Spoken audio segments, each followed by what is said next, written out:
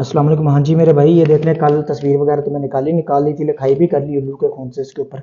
इसी के ऊपर ही मैं अमल करूँगा। और देख सकते हैं आपके सामने ये गोश्त है।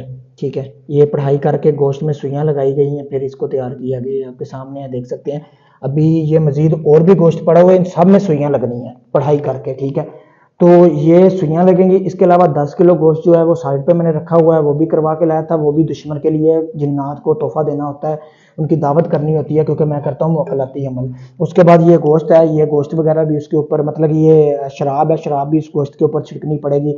और ये खंजीर की हड्डी है, मैंने उसके ऊपर लगाई गई है उसके लिए खास। ये अमल शुरू करने से पहले मैंने वीडियो बनाई है। अभी काफ़ी सारा सामान इधर आना है, ये बिल्कुल भी थोड़ा सा सामान है, ये वो सामान नहीं है, मतलब कम है जिसके साथ हमने अमल करना है। ये बखोर वगैरह मैंने साथ चलाए हुए हैं, आपके सामने है, देख सकते हैं। ठीक है, बाकी इंशाल्लाह जितने दिन का मैंने टाइम दिया, अभी मैंने अमल शुरू नहीं किया, रात का टाइम है, जितने दिन का टाइम दिया उतने दिन में मैं आपको अमल गारंटी के साथ करके दूंगा।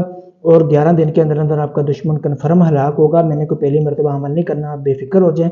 तो बाकी मजीद इंशाल्लाह फिर मैं ये अभी अमल करने लगा हूँ, सुबह आपको वीडियो भेजूंगा और आपके साथ हाल वाल भी करूंगा।